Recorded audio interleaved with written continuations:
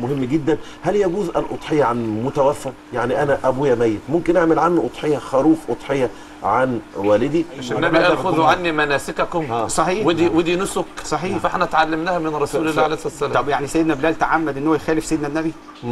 رد على سيدنا بلال بقى. لا سيدنا عبد الله بن عباس. هو اجتهاد سيدنا بلال. هو الصحابه مش اجتهدوا؟ طب افرض الولد كبر وبقى عنده 40 سنه، وال 40 سنه هو معقش عن ما ابوه معقش عنه. يا ترى ممكن اجمع بين نيتين ya. في ذبح هذه، يبقى نية ان هي عقيقة ونية ان هي اضحية؟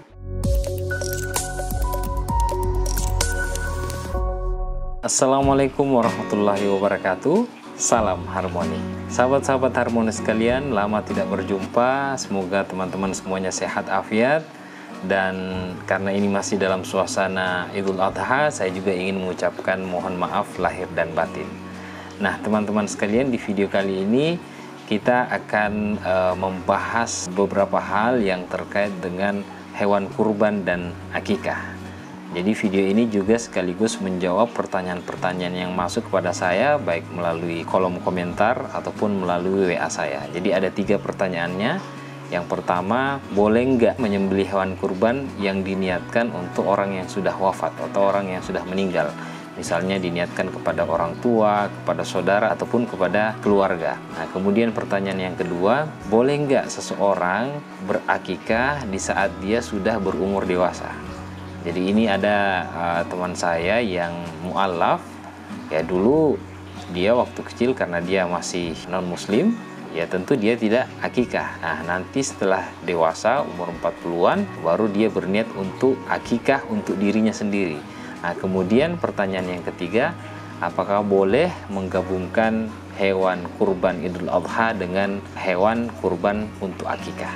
Nah, tentu bukan saya yang langsung akan menjawabnya, tapi akan dijawab oleh ulama-ulama dari Mesir, khususnya dari Al-Azhar. Nah, kita akan sama-sama saksikan videonya, dan seperti biasa di akhir video saya akan memberikan sedikit kesimpulan. مهم جدا. هل يجوز الأضحية عن متوفى؟ يعني أنا أبويا ميت، ممكن أعمل عنه أضحية، خروف أضحية عن والدي؟ يبقى هنا سؤال عن الأضحية عن المتوفى. فأنا عندي إنه لا بأس بذلك، وعند مالك لا بأس بذلك، وعند أحمد لا بأس بذلك، لكن عند الشافعي حاسس إن في رأي تاني. هو عند الشافعي يجوز أن يضحي عن المتوفى، وهم اللي عندنا في المذهب الإمام أبو الحسن العبادي قال لأنها من جملة صدقة التطوع، وصدقة التطوع جائزة بالإجماع عن المتوفى. طب القضية مستحدثة وهي الأضحية بالطيور، هل يجوز ان انا اضحي بديك؟ هل يجوز ان انا اضحي بالوز والبط وبتاع؟ عندنا كأئمة 4، انا كأبو حنيفة لا ارى ذلك. انا عندي اتفقنا الائمة ال4 انه لا يجوز الأضحية، لا يجوز ببهيمة الانعام. لا يجوز. وكذلك بأوجز عبارة ان سمحتم. تمام. لا يجوز. لا يجوز. طب في اي خلاف في المسألة؟ الائمة ال4 لا، انا عندي بس قول في المذهب ان ابن عباس قال يجوز التضحية بالديك، ولذلك الشيخ البيجوري عليه رحمة الله قال وقال شيخنا الفضالي انه يجوز التقليد بهذا. لكن عندنا في مذهب الظاهرية ونصره الامام ابن حزم، وقال يجوز الأضحية بكل شيء، بالطيور وبالبط والاوز والعصافير وكذا. طب دليل ابن حزم ايه؟ علشان برضو نعرف الموضوع ده. ربنا قال وما تفعلوا من خير يعلمه الله وافعلوا الخير. طب ذبح الطير او غيره ده خير ولا مش خير؟ خير طبعا، خير، فيجوز ذبحه. طيب الدليل الثاني ان سيدنا بلال ضحى، قال لا ابالي ان اضحي بديك. بس الدليل الاول مش معنى انه خير انه اضحيه. يعني انا لو اطعمت مسكين ابقى ضحيت؟ لا، ده اطعام مسكين ودي اضحيه.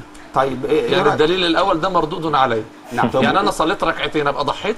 ما هو الصلاه خير. لا، انه من جنس الذبح، يعني هو عايز يقول من جنس الذبح. وسيدنا بلال ضحى وسيدنا بلال ضحى بديك، قال لا ابالي ان اضحي بديك. طب ابن حزم قال ايه بقى في سيدنا بلال؟ قال ان هو ليس له مخالف، يعني هو ضحى بديك وما فيش حد من الصحابه قال له لا ما تعملش كده. بس النبي لم يفعل ذلك صلى الله عليه وسلم. النبي ضحى بكبشين املحين. مش النبي قال خذوا عني مناسككم؟ صحيح. ودي نسك. صحيح. فاحنا اتعلمناها من رسول الله عليه الصلاه والسلام. طب يعني سيدنا بلال تعمد ان هو يخالف سيدنا النبي؟ رد على سيدنا بلال بقى. لا، سيدنا عبد الله بن عباس. هو اجتهاد سيدنا بلال. هو الصحابه مش اجتهدوا؟ نعم. هو لا يقصدون مخالفه رسول الله عليه سيدنا عبد الله بن عباس لكن ممكن يبقى اجتهاد مردود عليه. تمام. الدليل الثالث سيدنا عبد الله بن عباس كان بيشتري بدرهمين، يقول للغلام بتاعه اشتري لحم بدرهمين وروح اديهم للفقير وقول لهم ايه؟ هذه اضحيه عبد الله بن عباس. خد الدليل بقى الصحيح اللي بعد كده، من ذهب الى الصلاه صلاه الجمعه في الساعه الاولى فكانما قرب ايه؟ بدنا. من ذهب في الساعه الثانيه فكانما قرب بقره. من ذهب في الساعه الثالثه فكانما قرب كبش. من ذهب في الساعه الرابعه دجاجه. وفي روايه بطه. من ذهب في الساعه فكانما قرب عصفور. الساعه السابعه فكانما قرب بيضه.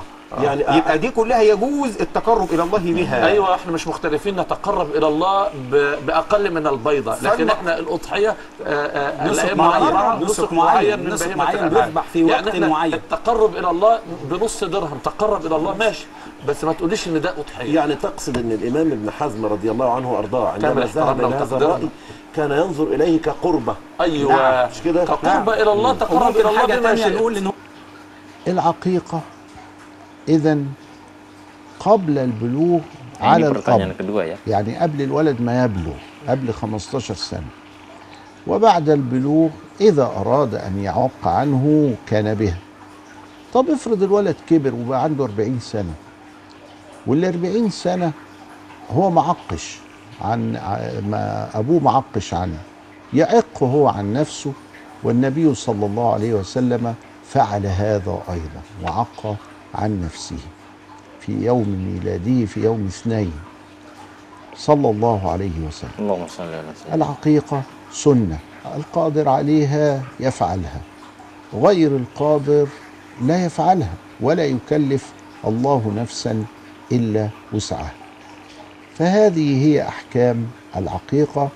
شروط العقيقة هي شروط الأضحية تماما اللي بنعملها في عيد الأضحى.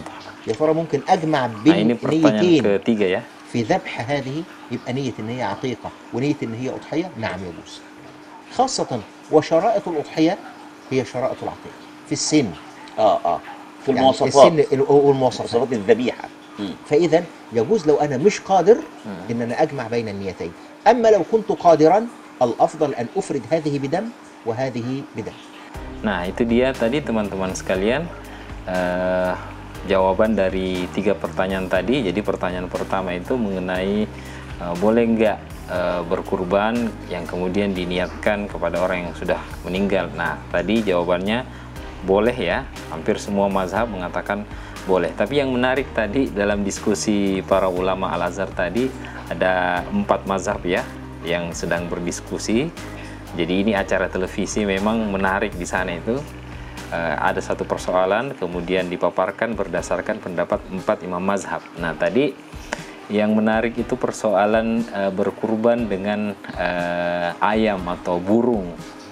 Nah semua sepakat 4 mazhab ya, Syafi'iyah, kemudian Malikiyah, Hanafiyah, kemudian Imam Ahmad bin Hambal, semua sepakat bahwa tidak boleh menyembelih binatang selain binatang ternak seperti burung, bebek ataupun ayam. Itu tidak boleh ya kalau diniatkan untuk berkurban. Meskipun tadi dikatakan ada pendapat dari mazhab Zahiriyah yang dinukil dari Imam Ibnu Hazm yang mengatakan boleh berkurban dengan apapun ya, termasuk dengan burung, dengan dalil tadi yang sudah dikemukakan. Meskipun tadi juga sempat dibantah, tapi alhamdulillah perdebatannya menarik ya, karena disertai dengan dalil bahkan dengan logika. Nah, kemudian pertanyaan yang kedua, boleh enggak misalnya seseorang dia mengakikah dirinya sendiri karena mungkin dulu waktu kecil dia belum akikah? Jawabannya boleh ya, karena Nabi sendiri dia mengakikahkan dirinya sendiri. Karena memang akikah kan ini hukumnya sunnah saja ya. Ya kalau mampu silahkan lakukan, kalau tidak mampu ya tidak usah lakukan. Kemudian pertanyaan yang ketiga mengenai boleh nggak menggabungkan niat akikah dengan niat kurban Idul Adha. Nah tadi sudah dijawab bahwa hukumnya boleh menggabungkan niat akikah dan niat kurban Idul Adha, karena memang syarat-syarat kurban akikah dan kurban Idul Adha itu sama saja ya, sama saja. Tapi toh kalaupun memang bisa dipisah, artinya sembelih kambing untuk akikah, kemudian sembelih untuk kurban Idul Adha, ya kalau memang bisa dua-duanya, artinya dipisah niatnya, ya itu lebih afdal. Tapi kalaupun tidak bisa, tidak mampu, ya udah bisa digabung kurbannya ya. Oke, saya kira itu jawaban dari pertanyaan dari teman-teman sekalian. Terima kasih, silahkan di-share kalau memang teman-teman menganggap ini bermanfaat untuk dibagikan kepada teman-teman yang lain. Dan yang sudah subscribe, like, dan komentar, saya ucapkan terima kasih. Saya akhiri, wassalamualaikum warahmatullahi wabarakatuh. Salam harmoni.